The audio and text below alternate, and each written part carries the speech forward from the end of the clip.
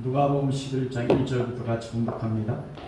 예수께서 한 곳에서 기도하시고 마치시매 제자 중 하나가 여짜오되 주여 요한이 자기 제자들에게 기도를 가르친 것과 같이 우리에게도 가르쳐 주옵소서.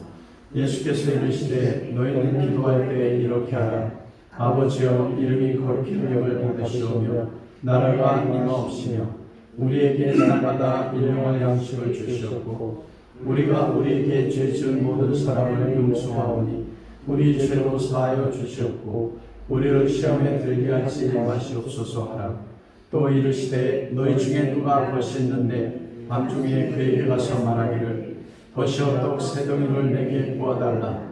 내 벗이 여행 중에 내게 왔으나 내가 먹을 것이 없노라면 그가 안에서 대답하여 이르되 나를 괴롭게 하지 말라. 문이 이미 닫혔고 아이들이 나와 함께 침실에 누웠으니 일어나 내게 줄 사람이 없노라 하겠느냐? 내가 너에게 말하노니 비록 벗됨으로 인하여서는 일어나 주지 아니할지라도 그 감천함을 인하여 일어나 그 요구대로 주리라. 또 너희에게 이르노니 구하라 그러면 너희에게 주실 것이요 찾으라 그러면 찾아낼 것이요 문을 두드리라 그러면 너희에게 열릴 것이니 구하는 이마다 받을 것이요 찾는 이는 찾아낼 것이요 두드리는 이에게는 열릴 것이니라. 너희 중에 아버지 된 자로서 누가 아들이 생선을 달라 하는데 생선 대신 내게 뱀을 주며 알을 달라 하는데 전갈을 주겠느냐? 너희가 악할지라도 좋은 것을 자식에게 줄 줄 알거든. 하물며 너희 하늘 아버지께서 구하는 자에게 성령을 주시지 않겠느냐 하시니라. 아멘. 자리에 앉아주시기 바랍니다.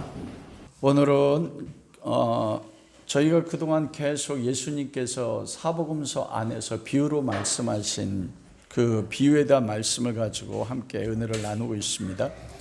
오늘은 이젠 비유의 거의 마지막이라고 할 수 있어요. 그래서 기도의 비유에 대해서 예수님이 몇 가지 말씀하셨는데 오늘과 다음 주를 통해서 기도의 비유에 대해서 함께 은혜를 나누도록 하겠습니다. 오늘 본문은 너무나 잘하는 말씀이거든요. 주님의 기도입니다. 주기도문 모르는 예수 그리스도를 믿는 사람은 없습니다. 근데 여러분 하루에 주기도문 몇 번 하세요? 저는 목사인데 주기도문을 안 하는 적이 너무 많아요.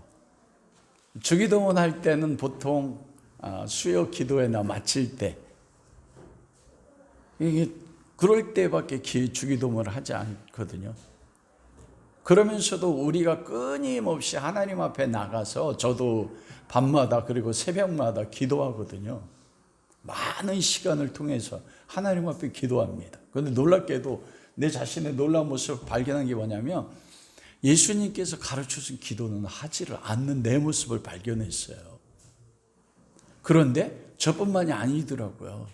여러분 자신에게 솔직히 한번 물어보십시오. 여러분 기도할 때 무엇을 가지고 기도합니까? 예수님이 가르쳐준 기도를 하신 적이 언제입니까? 여러분이 기도하는 목적이 어디에 갖고 계세요?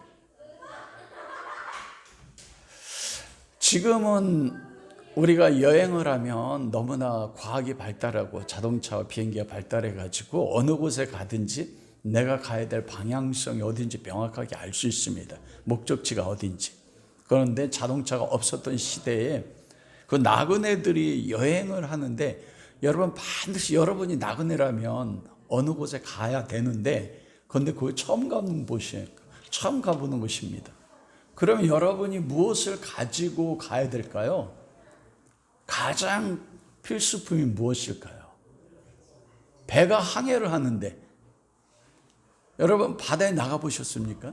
어디가 북쪽이고 어디가 동쪽이고 남쪽인지 몰라요. 밤이 되면 더 그렇습니다. 그러면 항해사가 필수적으로 가지고 다니는 게 있거든요. 그게 무엇입니까? 나침반이에요. 그리고 나그네가 그 나그네 여행을 갈 때 반드시 가져야 되는 게 내가 갈 방향이 어딘지 그리고 내가 먹어야 될 양식을 가져가잖아요. 여러분 그리스도인을 뭐라고 세상이 이야기합니까? 나그네라고 이야기해요. 아브라함과 우리 믿음의 조상 아브라함과 이삭과 야곱이 내가 험악한 인생 130년은 나그네 인생길을 살았다. 야곱이 바로왕 앞에서 그렇게 고백하거든요. 자기 인생길이 나그네 인생길이래요. 와, 놀랍지 않습니까? 나그네는 어떤 사람이에요? 자기 집을 떠나와서 세상을 돌아다니다가 다시 자기 집으로 가는 사람이에요. 여러분은 지금 인생의 삶을 살고 있는데 어느 곳을 향해서 나가고 계십니까? 우리가 히브리서 11장에 보면 믿음의 장을 보면 하나님이 아브라함에 대해서 나그네 인생길 믿음의 삶을 살 때 내가 그를 위하여 한 성을 예비해 놓았으니 아브라함이 본향을 사모함이라 내가 그의 하나님이라 일컬음 받음을 부끄러워하지 아니하였다.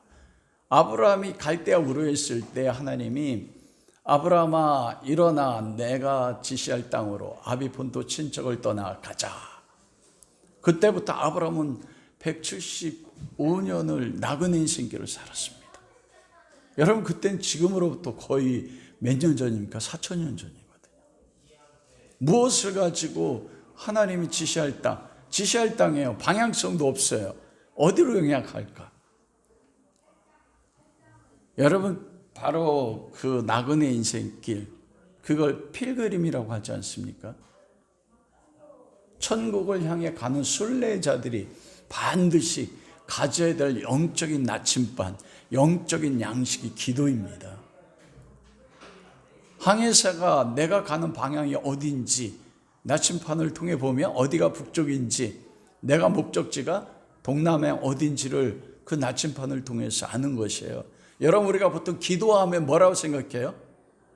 여러분 왜 기도하십니까? 기도하면 우리가 믿음의 삶을 살아갈 때 많은 고통을 겪어요. 우리 집사님 기도하신 것처럼 뜻하지 않는 삶의 그 폭풍을 만나고 환난을 겪습니다. 내 힘으로 감당할 수 없는 일 부딪힐 때 그때 뭐예요? 기도한단 말이에요. 하나님 앞에 내 인생에 필요한 것. 우리는 대부분 기도를 그런 관점으로만 생각해요.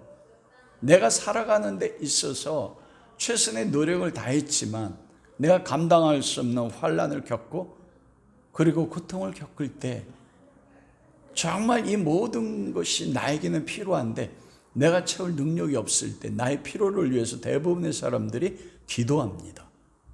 그래서 놀랍게도 기독교만 기도가 있는 게 아니에요.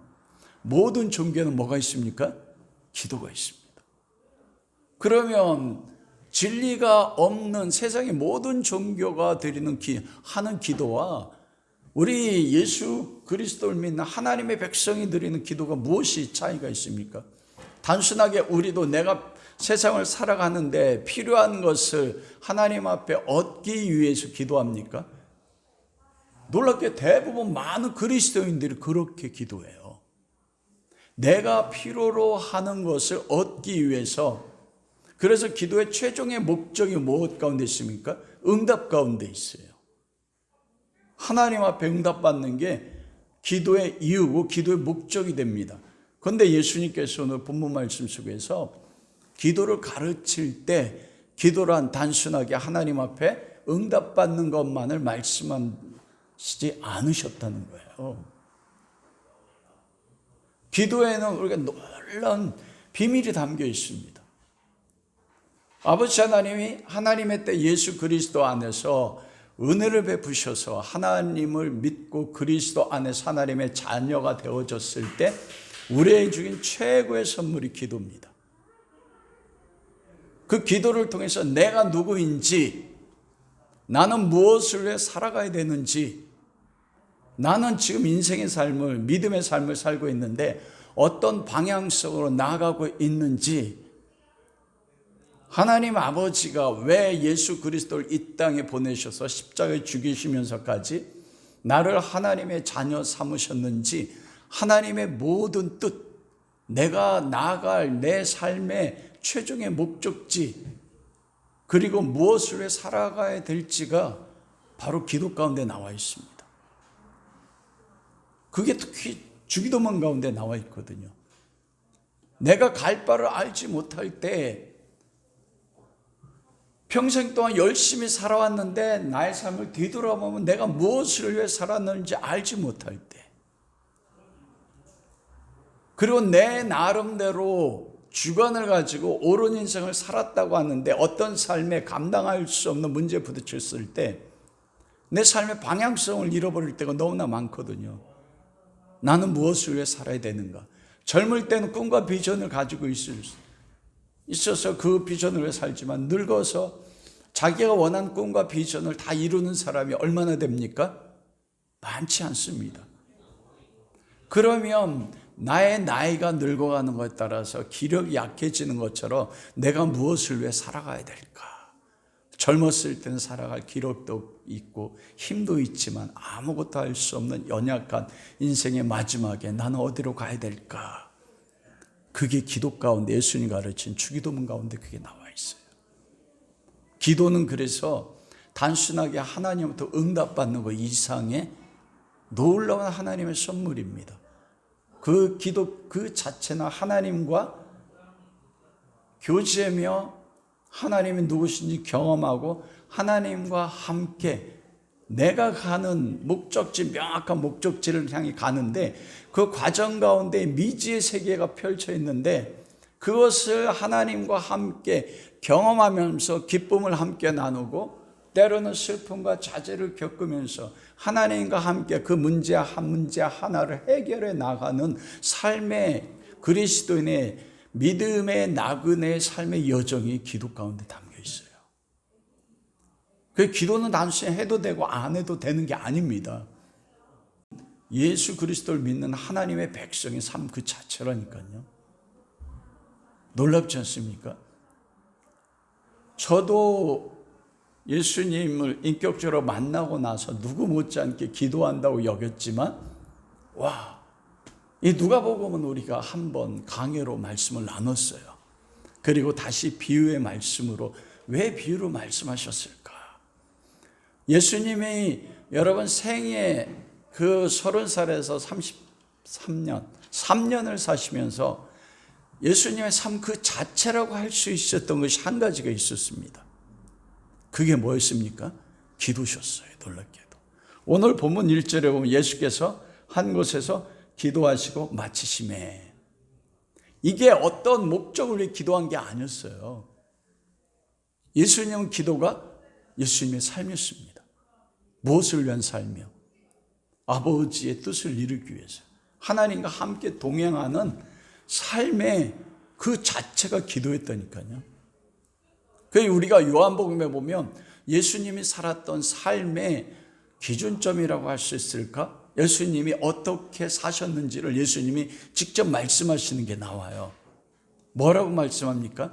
나는 아버지께서 내게 보이신 것과 아버지께서 내게 말씀하신 것만 말하고 그리고 행했다, 이렇게 말씀하세요.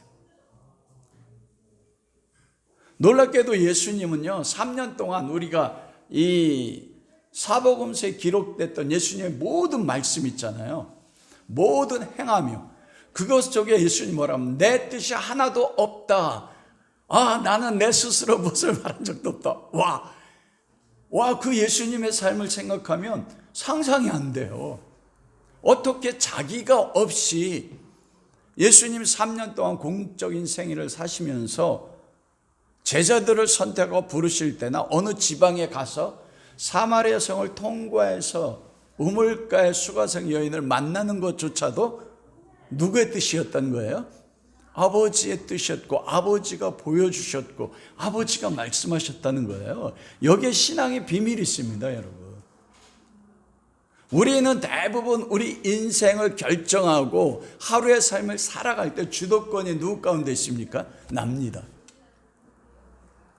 내가 하루에 눈을 뜨면 아니면 그 전날 내일 내가 무엇을 해야 될까? 나는 어디에 가서 누구를 만나고 내가 다 계획을 세웁니다. 그 계획에 따라 움직인다고요. 그래서 지금까지 우리가 인생의 여정을 살았어요. 그런데 예수님은 전혀 그렇지 않으셨어요. 언제나 오늘 본문에서도 한 곳에 기도하셨던 목적은 뭐냐면 아버지, 내 스스로 내가 무엇을 이루기 원하지 않습니다. 아버지가 내 안에, 내가 아버지 안에 있다고 이경이 요한복음 17장 말씀으로 예배의 문을 열지 않았습니까? 아버지 하나님 예수 그리스도 안에 있었고 그리스도가 아버지 안에 있었어요. 무엇을 통해서요? 기도입니다. 아버지, 내가 오늘 한 날 무엇을 말씀해야 되고 내가 무엇을 행해야 됩니까? 너무 멋있잖아요. 그래서 한 것을 기도하셨어요. 스스로 무엇을 말한 적이 없어요. 여러분, 그게 우리 신앙의 목적이에요. 여러분 왜 예수 그리스도 믿으세요?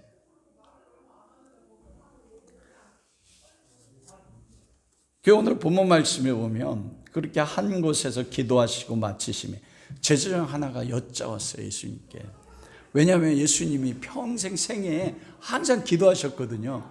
근데 예수님이 기도하는 그 모습이 다른 바리새인이나 서기관들이나 다른 공동체 제사장이 기도하는 것과 다른 걸 본 거예요, 제자들이. 그러자 물어보는 겁니다. 주여, 요한이 자기 제자들의 기도를 가르친 것 같이 우리에게도 기도를 가르쳐 주옵소서. 여기서 주기도문이 무엇이 나오냐면, 여러분, 유대인들은 기도의 민족입니다. 그들은 매일 적어도 하루 2번씩 기도했어요. 왜냐하면 오전 9시 그리고 오후 5시 이때 1년에 하루에 2번씩 상번제를 드리거든요. 양을 가지고 하루에 2번씩 상번제를 드려요. 그래서 놀랍게도 예수님 십자가에 못 박힌 게 바로 그 시간입니다. 그때마다 유대인들은 어느 곳에 있든지 하나님 앞에 나가서 기도했어요. 그리고 예수님의 제자가 예수님 앞에 말씀한 그거잖아요. 요한이 자기 제자들에게 기도를 가르친 것처럼 우리에게도 기도를 가르쳐 주십시오. 여러분, 대한민국에도 정치적으로나 혈연적으로나 학벌적으로 파가 있습니까, 없습니까? 파가 있어요. 그리고 어느 기업체나 어느 가정이나 요즘 그게 들었는데 가정에서도 가훈이 있습니다. 가정이 나아가야 될 목적이 뭔지, 자녀들은 어떻게 양육해야 되는지, 그건 조선시대 때까지 있었지만 일제시대를 지나면서 다 없애버렸거든요. 그리고 저희 교회에도 우리가 이 마라나타 교회를 세우면서 무엇을 모여서 정했습니까? 정관입니다. 정관은 우리가 누구며 우리가 추구하는 게 무엇이며 우리가 나아갈 방향에 대해서 정해놓은 겁니다. 그때 예수님 시대 때도 파들이 있어요. 공동체가 있었어요. 사두개파라고 해서 대제사장과 제사장들의 무리들이 이룬 공동체가 있었어요. 바리새파라고 해서 바리새인과 서기관들, 자기들을 세상과 구별해서 여호와의 율법에 철저하고자 하는 바리새 공동체가 있었어요. 그리고 에세네 공동체라고 있습니다. 이거는 은둔자들이에요. 세상은 악의 세상이라고 해서 세상을 떠나가죠. 수도원과 같습니다. 세상을 떠나서 자기들이 공동체로 모여서 그곳에서 여호와의 말씀만을 지키면서 정결례식을 행하면서 살았던 공동체가 있습니다. 가장 대표적인 쿰단 공동체잖아요. 거기서 구약의 두루마리 성경 발견했던 그 동굴에서 생활했던 공동체들입니다. 그리고 열심당원 있어요. 예수님의 제자 가운데도 열심당 있잖아요. 쉽게 얘기하면 정치에 참여해서 로마로부터 유대를 독립시키고자 하는 독립운동가, 옛날로 치면 그게 열심당이 있었습니다. 그런데 그들에게는 공통적으로 모든 유대인들이면 매일마다 기도하는 기도문이 18가지가 있었습니다. 이것은 유대인이면 율법을 지키는 모든 유대인들은 매일 그 기도를 했거든요. 그리고 사두개인과 그리고 바리새파 그리고 에세네파, 열심당, 이들은 자기 공동체의 목적에 맞는 기도문을 가지고 있었습니다. 그래서 그 공동체만이 추구하는 것이 무엇인지, 우리가 누군지 그 기도문 가운데 명시하고 그 기도문을 매일 암송하고 그 기도문에 따라서 살아가던 사람들이 그때 공동체로 생활을 했다는 거예요. 그래서 지금 여기서 묻는 게 그겁니다. 예수님 사두개인들도 자기들의 기도문이 있고 바리새파 사람들도 자기들의 기도문이 있고 요한도 자기를 따르는 제자들에게 내가 추구하는 것이 무엇이며 너희는 누구인지 기도문을 통해 가르쳤는데 우리도 예수님을 믿는 예수 공동체인데 우리에게 기도를 가르쳐 주십시오. 그렇게 해서 묻는 게 오늘 본문 말씀입니다. 그럼 이해가 쉬워요. 그럼 이 주기도문 속에 무엇이 나타나 있습니까? 정체성이요. 예수 그리스도를 믿는 예수 공동체가 어떤 공동체인지, 너희는 누군지, 하나님과 관계는 무엇인지, 그리고 너희는 무엇을 위해 살아가야 되는지 그 목적이요. 공동체의 목적. 그리고 공동체의 목적을 이루기 위해서 하나님이 우리에게 주신 그 통로라고 할 수 있는 방법이 무엇인지 그것을 기록해서 가르친 것이 주기도문입니다. 여러분, 만약 그게 예수님이 가르치는 기도의 의미라면 우리가 매일매일 어떤 기도를 드려야 돼요? 주기도문 드려야죠. 근데 놀랍게도 주기도문 다 잃어버렸어. 와, 제가 목사인데 주기도문 안 한 지 한참 된 것 같아요. 예전에는 3일 기도회를 마치면 보통 주기도문으로 마쳤거든요. 근데 저희 공동체는, 저희 교회는 3일날 모여서 큐티 나눔을 하고 중보기도 원칙에 따라서 말씀을 기반으로 해서 기도하거든요. 근데 너무 새로운 거예요, 제가. 저도 60이 넘었잖아요. 그리고 제가 신대원 기도한다고 해서 기도 박사였거든요. 근데 저의 삶에 주기도문을 통해서 삶의 전부로 기도를 집중했던 적이 없더라고요. 그러면서 이 말씀을 묵상하면서 제가 제 자신을 바라보고 지나온 삶에 관계없이 나의 앞으로의 삶에 나는 누구며 무엇을 위해 살아가야 되며 그걸 어떻게 이루어야 되는지를 다시 볼 수 있어요. 이건 나이에 관계가 없더라고요. 예수님께서는 오늘 기도를 통해서 예수 공동체 정체성을 가르치십니다. 너희들은 누군지 아느냐? 여러분은 예수 그리스도를 믿는데 여러분 자신을 누구라고 생각하십니까?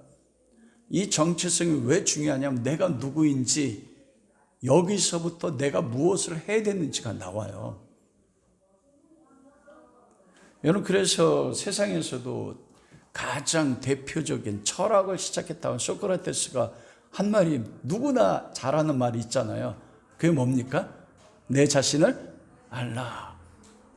왜냐하면 철학적 질문에서도요, 사람을 가치 있게 하고 그 사람의 행동이 다른 사람에게 모본이 되고 영향력을 미치는 그 출발점이 어디서 오냐면 내가 누구인지 아는 것으로부터 나온다는 겁니다. 정체성이요. 여러분, 여러분의 정체성이 무엇인지 아세요? 내가 추구하는 나의 정체성이 무엇인지 확인하는 질문이 있습니다. 그게 뭔지십니까? 여러분이 다른 사람은 몰라요. 내 삶의 모습이 그것과 다를 수 있습니다. 지금의 내 삶의 모습이. 그런데 내가 지금 이렇게 저는 목회자로 살아가고 있는데 내 가장 근원적인 내 영혼 속에서 내가 원했던 내 마음의 소원이 있는 거예요. 그런데 그 소원과 내 자신의 삶이 다를 수 있습니다. 그럼 내 정체성이 뭐냐면 지금 하는 일이 나의 정체성이 아니에요. 정말로 내 영혼 가장 깊은 곳 속에서 내가 가지는 소원이 무엇인가가 그 사람이 누구인가를 결정합니다.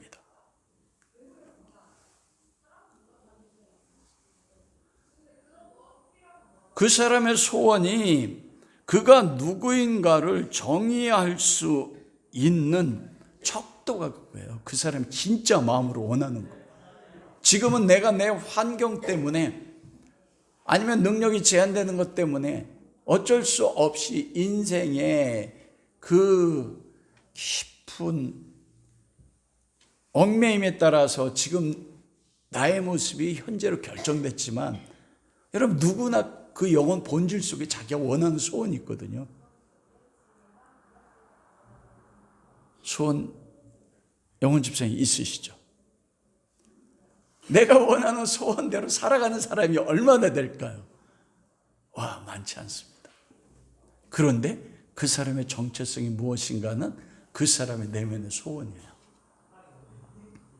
와, 그게 그 사람의 정체성이라고. 오늘 예수님께서 말씀하시는 너 자신이 누구인가에 대해서 주님이 기도를 통해서 처음으로 말씀하셨습니다. 이게 마태복음 6장에 보면 그렇게 주기도문에 대해서 확장해서 예수님께서 말씀하셨잖아요. 뭐라고 하셨습니까? 6장 9절 하늘에 계신 우리 아버지요. 이게 우리 성경에는 아버지로 되어 있는데 예수님 시대 때는 이게 헬라어로 기록이 되어 있습니다. 근데 원래는 아람어입니다. 아람어는 유대인들이 70년 동안 바벨론으로 포로로 잡혀가서 그때 현지화된 언어가 아람어예요. 예수님 시대 때는 헬라어를 쓰지 않았습니다. 헬라어는 헬라인들, 로마인들은 라틴어를 썼고 대부분 유대인들은 아람어를 썼어요. 그래서 예수님이 하신 모든 말씀은 아람어로 기록된 것입니다. 아람어로 말씀한 것입니다. 그래서 아람어로 하늘에 계신 우리 아버지요가 어떻게 됐냐면 하늘에 계신 우리 아빠. 와, 아빠. 저희 아버지 엄해가지고 전 죽을 때까지 아빠라고 불러본 적이 없거든요. 아버지, 아빠, 어떤 게 두 단어의 차이가 무엇입니까? 정승호 집사님, 재은이가 아버지라고 불러요? 아빠라고 불러요? 어느 게 더 좋아요? 아니, 가끔 보면 재은이가 와서, 재은이도 와가지고 정승호 집사님 뽀뽀하는데 왜 이렇게 부르는지 몰라. 우리 아이들은 저한테 뽀뽀한 적이 없어요. 그래서 제가 마음이 아파요. 야, 우리 아이들에게 내가 어떤 모습으로 비쳤기에 아이들이 와가지고 아빠 하면서 뽀뽀를 하지 않나. 근데 재은이는 그 교회에서 아빠한테 달려가면서 뽀뽀하고 입 맞추고 그러더라고요. 이게 아빠. 예수님이 가르쳐. 와, 여러분, 이건 파격적인 것입니다. 유대인 누구도 하나님을 아버지라고 불렀던 사람 공동체가 없었습니다. 유대인들이 아버지라고 부른 대상이 있었어요. 우리가 비유해서 배웠잖아요. 뭐라고 해요? 아버지? 아브라함이요. 아브라함에 대해서는 아버지라고 불렀어요. 근데 예수님이 이 말씀을 가르치기 전까지 전능자잖아요. 만물의 창조자입니다. 유대인들은 하나님을 너무나 거룩하게 섬겨서 야훼라는 이게 스스로 있는 자라고 모세에 가르쳐서 하나님의 이름이잖아요. 못 불렀어요. 저희도 어릴 때 너의 아버지 이름이 뭐야? 그러면 오자, 제자, 소자입니다. 이렇게 얘기했죠. 직접 부른 적이 없거든요. 그래서 야훼라는 여호와라는 단어가 나오면 유대인들은 아도나 이렇게 표현했어요. 근데 그런 하나님은 어떻게 아버지도 아니고 아빠라고 부르셨을까? 제자들이 예수님이 주기도문을 첫 단어를 가르쳤을 때 그 충격을 여러분 아시겠습니까? 하나님의 아빠라니. 저는 잘 모르겠어요. 재은이 있으면 재은이 데려다 놓고 물어보면 알 텐데. 재은아, 아버지를 아빠라고 부를 때 마음이 어때? 이게 정체성입니다. 전능자가 우주 만물을 만든 창조자가 너무나 거룩하셔서 여기 하늘에 계시다는 거거든요. 두 가지가 나와 있어요. 하나님에 대한. 하나님이 우리 아빠고 아빠와 딸의 관계, 아빠와 아들의 관계는 가장 친밀한 관계잖아요. 너무나 친밀해요. 아빠라 부를 수 있다는 게 하나님을. 여러분 가운데 하나님 아빠라 불러본 분 계세요? 와, 두 사람만 고개 끄덕이고 손 드네. 은혜 자매님, 하나님 아빠라 불러본 적 있어요? 아빠인데 하늘에 계세요. 이건 뭐냐면 두 개의 속성입니다. 가장 친밀하지만 땅과 하늘은 다른 것처럼 거룩하시다는 거거든요. 그런데 하늘에 계신 그분이 너희 아빠다. 이건 뭐냐면 너희는 하나님의 자녀야. 하나님 너 사랑해. 세상 그 어떤 민족이, 그 어떤 공동체가 전능자를 아빠라 부를 수 있도록 부르심 받은 사람이 있느냐. 예수님 그걸 먼저 가르쳤어요. 너희가 누군지. 너희는 전능하신 하나님, 모든 유대인들이 이름을 부를 수가 없어서 아도나이라고 한 그 하나님이 너희의 아빠야. 와. 근데 제자들이 얼마나 이해했을 수 있을까? 아바라는 것이. 왜냐하면 어린아이가 아버지 부를 때가 아바거든요. 철이 나면 아빠라 불러요, 못 불러요? 못 부른단 말입니다. 거리감이 생기는 거예요. 그게 우리에게 말씀하시는 너희가 누구인지 그 정체성에 대해서 하나님이 말씀하시는 거예요. 전능자 여호와가 나의 아빠입니다. 가장 친밀하고 나를 사랑하시는 하나님입니다. 여러분, 어제 정체성 강의를 하는데 제가 받았던 충격 가운데 한 가지가, 저는 아이들 때 그래도 괜찮은 아빠라고 여겼거든요. 근데 우리 둘째 딸 같은 경우가 아빠가 없었을 때가 있었다, 이렇게 이야기하더라고요. 아빠의 빈자리. 그래서 저는 최선을 다해서 좋은 아빠로 여기고 자녀들을 사랑했다고 여기는데, 와, 자녀들은 저 안에 가지고 있는 게 있더라. 그게 뭐냐면 상처. 아빠가 있어야 될 그때 아빠의 빈자리로 인해서. 근데 한국 남자들은 그거 잘 모릅니다. 근데 하나님을 향해서 하늘에 계신 우리 아빠라고 할 때는 그게 없다는 거예요. 그 아버지의 사랑, 아빠의 사랑을 경험하게 될 때 자녀들이 가지는 한 가지 소원이 있습니다. 그게 뭘까요? 아빠 사랑하는 거거든요.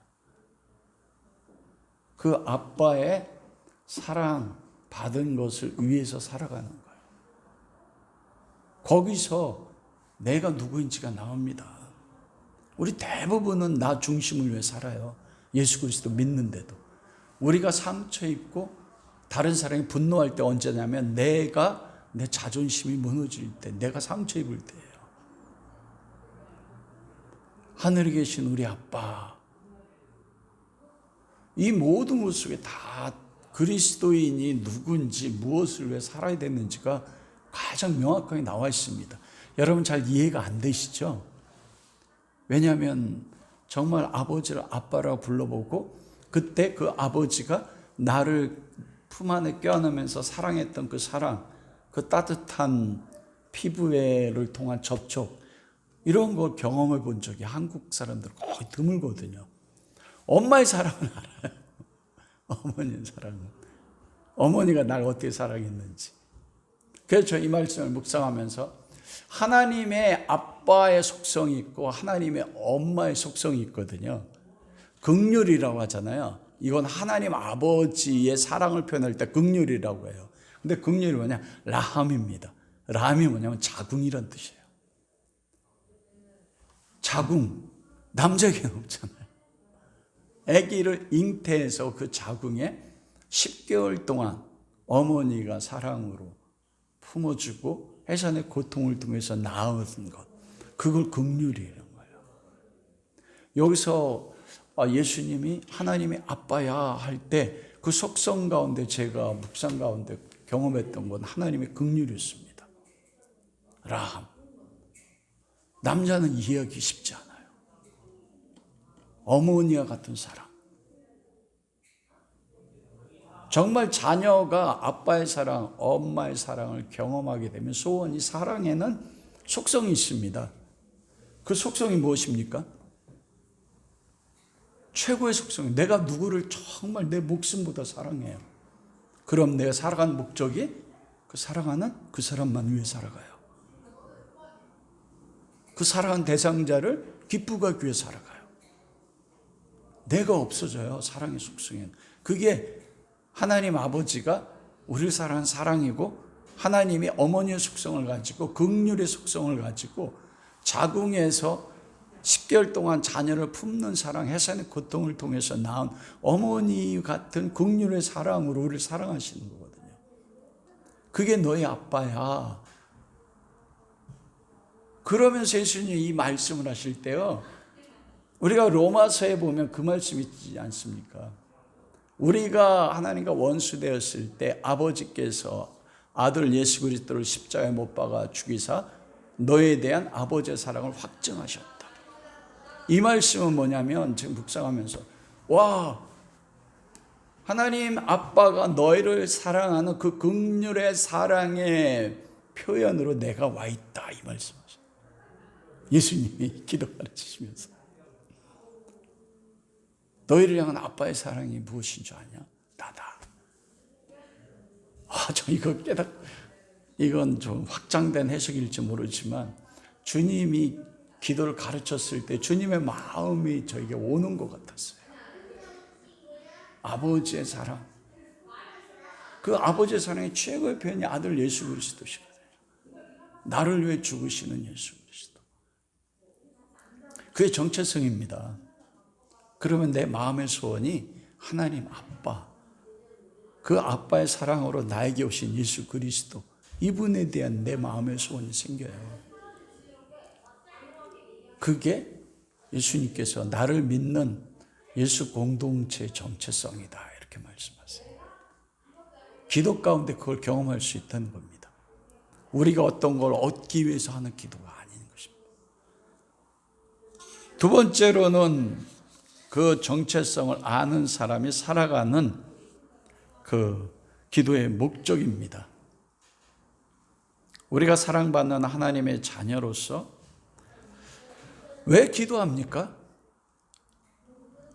여러분은 무엇을 위해 기도하십니까?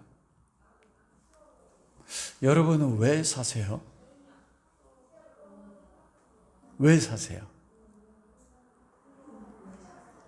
하나님의 영광을 위해서 FM적입니다.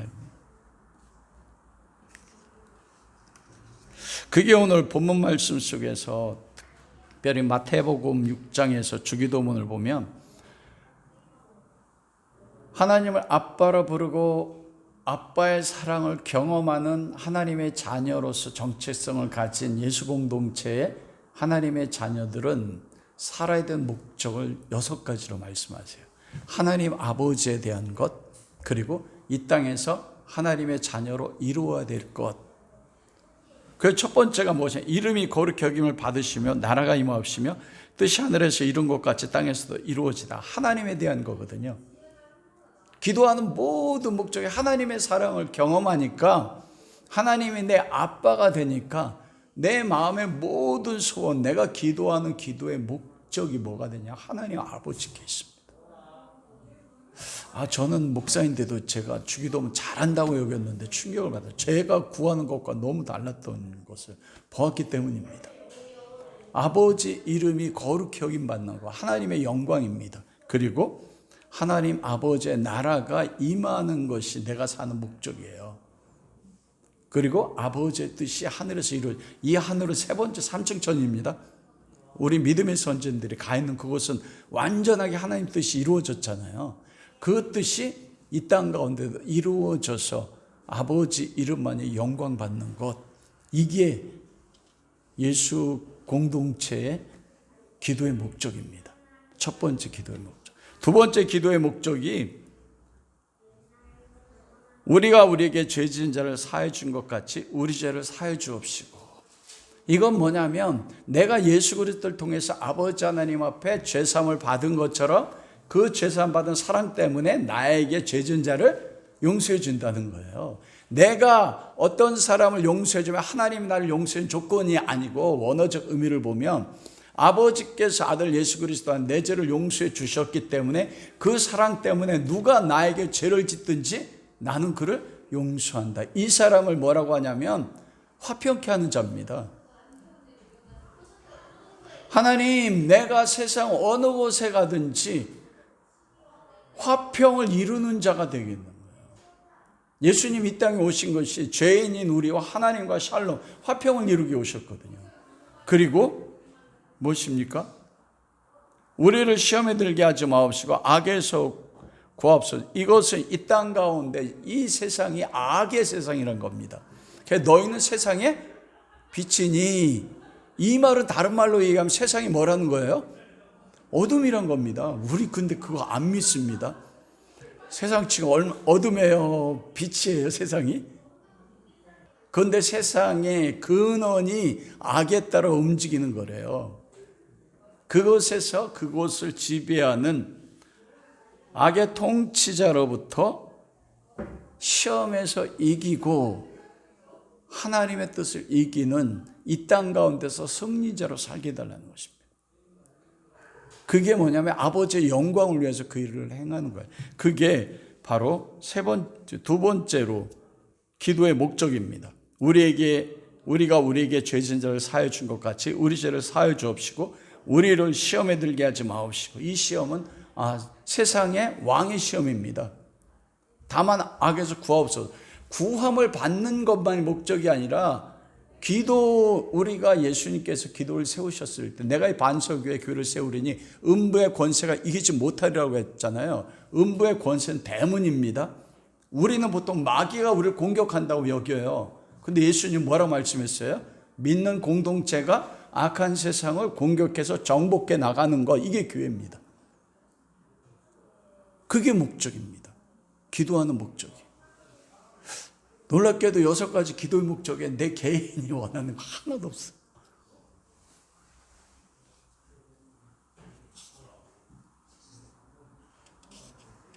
그래서 3번째는 바로 그 기도의 목적을 이루기 위한 통로를 우리에게 주셨습니다. 그게 뭐냐면 누가복음 11장 3절, 그게 뭐예요?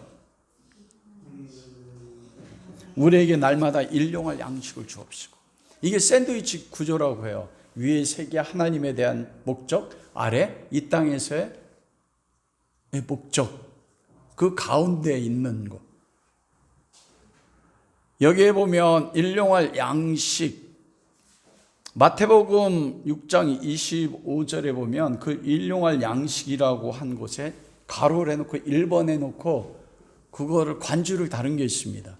그게 뭐냐면 내일의 양식이란 뜻이에요. 일용할 양식. 여러분, 그래서 사진을 보면 빵 한 조각을 놓고 아주 초췌한 나이 드신 분이 그 빵을 놓고 감사 기도하는 거 우리가 성화로 보지 않았습니까? 데일리브레드. 매일마다 주신 일용할 양식을 감사해서. 우리가 육신의 양식을 위해서 구하는 게 일용할 양식인가? 아닙니다. 왜냐하면 마태복음 6장에서 이 주기도문을 가르치고 6장 25절부터 그렇게 말씀하셨거든요. 산상수훈에서. 그러므로 내가 너에게 이르노니 목숨을 위하여 무엇을 먹을까, 무엇을 마실까, 몸을 위하여 무엇을 입을까 염려하지 말라. 목숨이 음식보다 중하지 아니하며 몸이 의복보다 중하지 아니하냐. 이건 그래서 우리가 매일매일 살아가는 일용할 양식을 말씀하는 게 아닌 것입니다. 그렇다고 일용할 양식을 구하는 기도가 잘못됐느냐? 아니거든요. 필요하니까. 하나님이 40년 동안 만나에서 매일매일 만나를 주셨잖아요. 거기에 비밀이 있습니다. 왜? 아람어 원어에 보면 이게 어떤 단어로 썼냐? 에피우지온이라고 되어 있거든요. 에피우지온이라는 것은 무엇이냐면 내일의 양식이라고 되어 있어요. 내일의 양식을 주십시오. 이게 원래적인 주님이 가르친 기도의 핵심입니다. 내일의 양식. 이 내일의 양식이 무엇일까? 내일의 떡. 여러분, 내일의 양식이 성경에 딱 한 번 나옵니다. 어디 나와요? 출애굽기에 나오잖아요. 6일째 안식일 전날이 되면 안식일 날은 만나가 내려요, 안 내려요? 안 내려서 안식일 날 먹어야 될 주실 만나가 그 전날에 이틀분이 내려요. 그래서 안식일 전날 먹을 양식과 안식일 날 먹을 양식, 그게 뭐예요?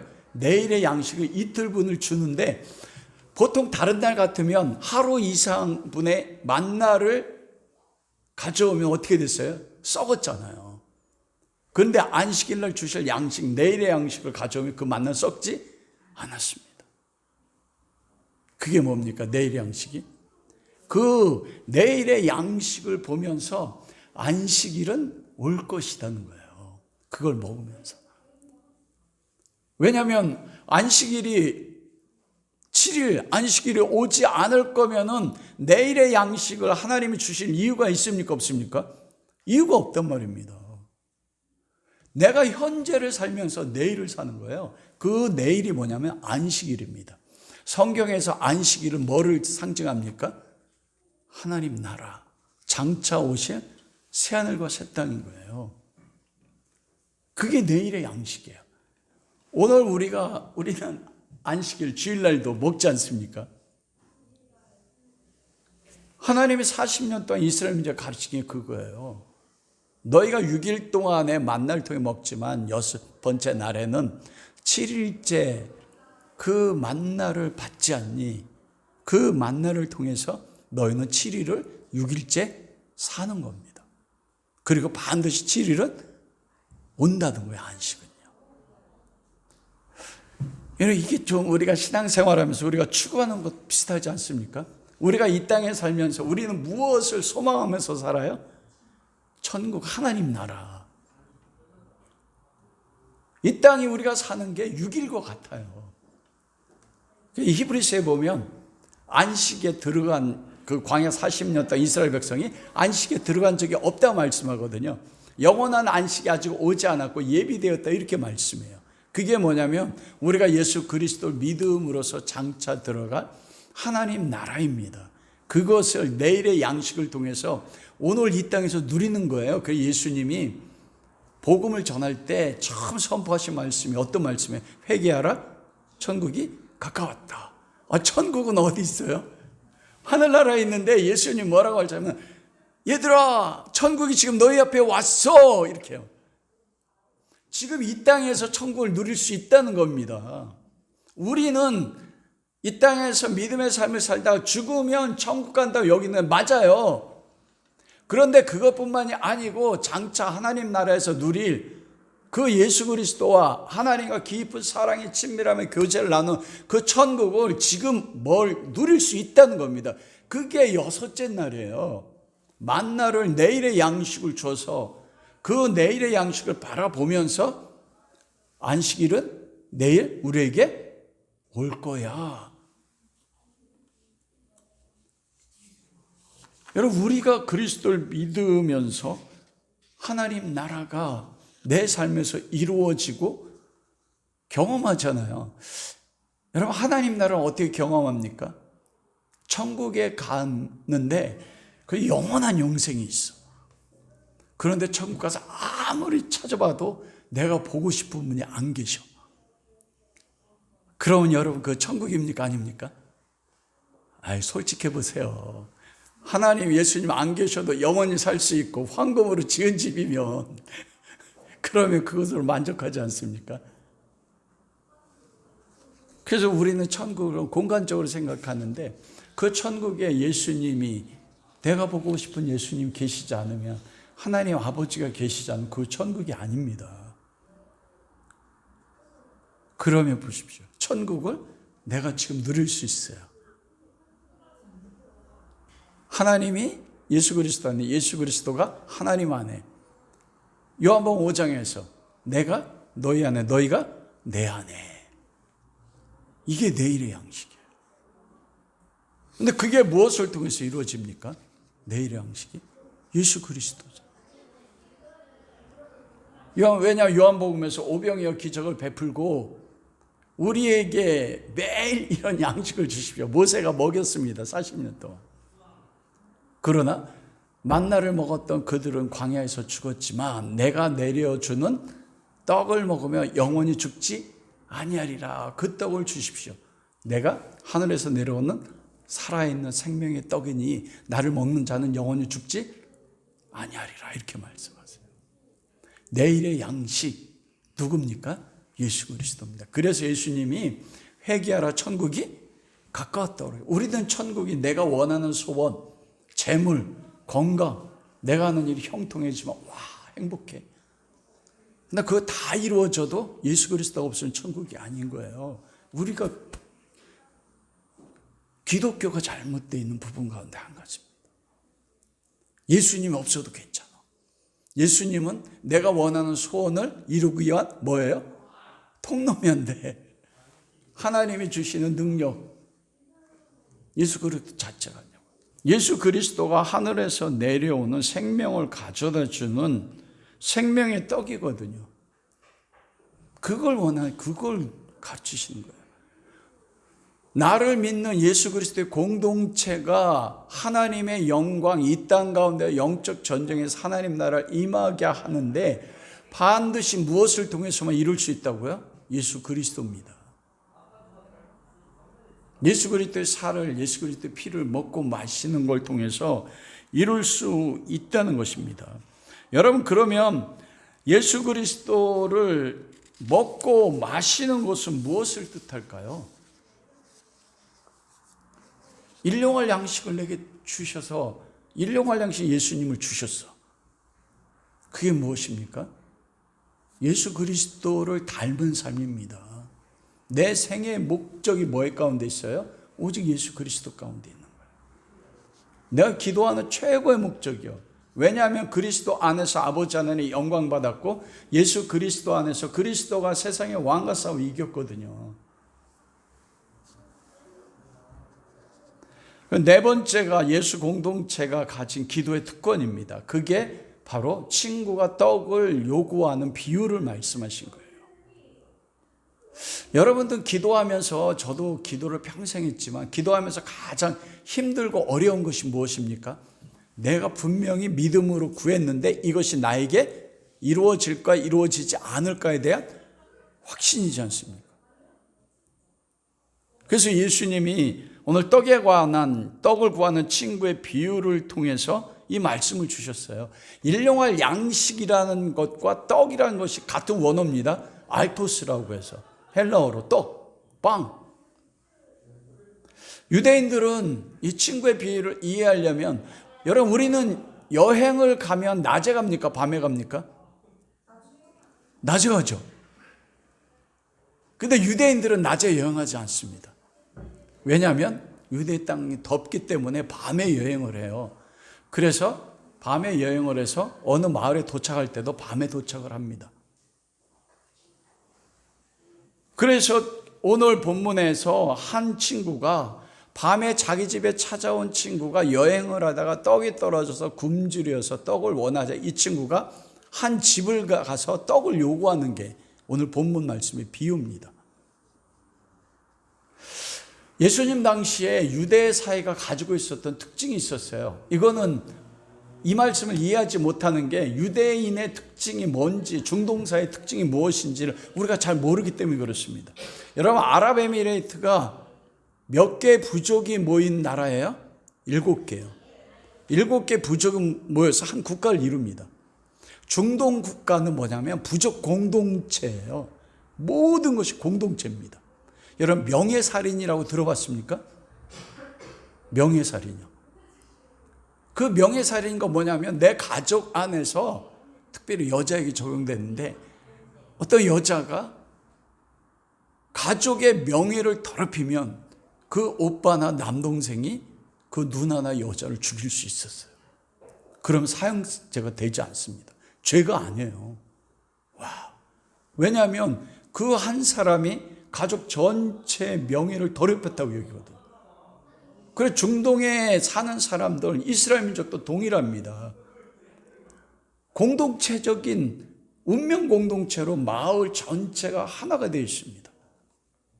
우리로 하면은 뭐라고 할 수 있어요? 조선시대로 보면, 전 동복우씨 13대 손, 묵제공 할아버지 13대 손인데, 그 13대 손이 모이면 이게 공동체입니다. 이게. 우리는 그걸로 모였지만 이스라엘이나 중동 사람들은 그것과 비교할 수가 없었습니다. 그래서 명예살인도 허락하는 게 공동체예요. 그래서 이스라엘 민족 같은 경우는 공동체 사였기 때문에 마을 전체가 먹을 떡을 돌아가면서 한 집에서 만들어요. 돌아가면서. 그 집에서 만들면 마을 사람들이 연합을 해서 떡을 만들면 그 떡을 다 나눠주고 그걸 가지고 먹습니다. 그래서 여기서 친구가 밤중에 자기를 찾아서 떡을 달라고 하는 그 소리를 듣고 이 사람이 그 마을에 그날의 떡에 만든 담당자가 있잖아요. 그 집 가는 거예요. 그 집 가서 두드리는 것입니다. 내 친구가 지금 여행 가운데 와서 떡이 없어 굶주리는데 나에게 떡을 다오. 여러분, 이거는 그러면은 공동체이기 때문에 공동체의 어떤 한 사람의 친구면 마을 공동체 전체 친구가 되는 겁니다. 그게 마을의 명예였어요. 여러분, 아브라함이 어떻게 하다가 복을 받았습니까? 3명이 지나가는데 아브라함이 뭐예요? 그를 붙잡아가지고 그늘에 와서 쉬시면 제가 어린 송아지를 가지고 고기를 만들고 떡을 만들어 대접하겠습니다. 이게 공동체 정신이었어요. 나그네를 대접하는 거예요. 왜 하나님을 대접했거든요. 이거는 당연하게 중동 사람들 해야 되는 거예요. 이걸 안 하면 명예가 없어서 죽는 겁니다. 이게 우리는 참 이해하기 어렵죠. 우리 가족이 먼저지, 내 자신이 먼저지. 그렇지 않습니까? 그 여기에 보면 예수님이 그 말씀하셨거든요. 누가복음 11장 8절에 내가 너에게 말하노니 비록 보됨을 인하여서 일어나 주지 아니할지라도 그 강청함을 인하여 일어나 소용대로 주리라. 강청, 강제로 끊임없이 요구한다. 그래서 이 기도의 본문이 하나님 앞에 때를 쓰듯이 끊임없이 기도하면 그 강청함 때문에 주실 것이다, 이렇게 해석이 됐거든요. 그런데 이 강청이라는 단어가 아나데이라는 단어인데 이 단어의 원래 아람어의 의미는 강청, 강제로 끝까지 끈질기게 요구한다가 아니고 수치를 피하기 위하여, 부끄러움을 당하지 않기 위하여, 체면을 잃지 않기 위하여, 이런 뜻이에요. 이 강청함이란 원어의 뜻이. 여러분, 이것은 무엇입니까? 공동체가 무엇인지 아는 사람만 이걸 하는 거예요. 만일 내 친구가 찾아와서 떡이 나의 집에 없잖아요. 떡은 어느 곳에만 있어요? 그날 떡을 만든 사람 집에는 떡이 있어요. 언제든지 가면. 근데 나의 친구는 마을 전체의 친구예요. 그러면 내가 그날 떡 담당자의 집에 가 문을 두드렸어요. 찾았어요. 요구했어요. 떡을 친구 때문에서는 안 주지만 공동체 전체 뭐를 위해서 준다고요? 명예요. 이거는 안 줄 수가 없다는 겁니다. 그게 기도란 거예요. 너희가 하나님 아빠라 부르면서 하나님의 영광을 위해서 예수 그리스도를 구할 때, 예수 그리스도 일용할 양식 떡이잖아요.